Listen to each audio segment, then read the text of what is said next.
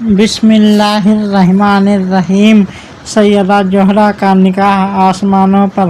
جب حضرت بلال چھہارے وغیرہ خرید لائے تو آپ نے ان کو پھر بھیج دیے کہ صحابہ کرام کو بلا لائیں۔ مسجد نبوی میں آپ کے صحابہ حاضر ہو گئے تو آپ نے سب کو مخاطب کر کے فرمایا کہ ہمارے پاس اللہ تبارک و تعالیٰ کو بھیجا ہوا فرشتہ جس کا نام مستعیل ہے آیا تھا، اور اس نے کہا کہ یا رسول اللہ، میں عرش کو اٹھانے والے موکلوں میں سے ایک ہوں۔ میں نے اپنے پروردگار سے بشارت دینے کی اجازت حاصل کر لی ہے۔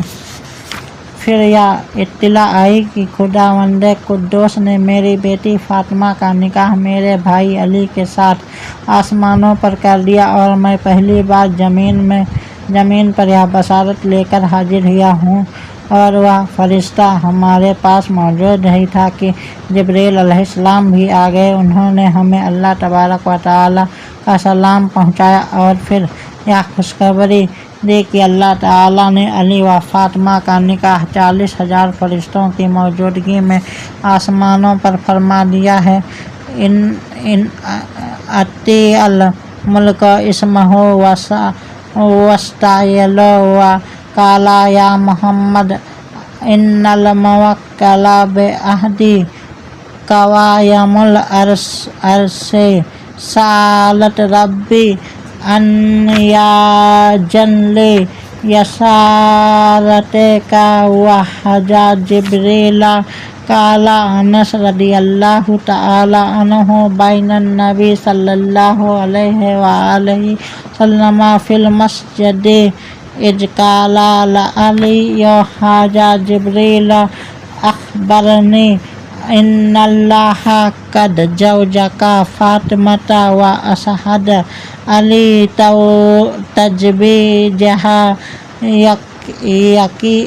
بقی ہے 40,000 ملک و اوحی الی شجرۃ طوبی ان انصر علیہم الدر و الی قوت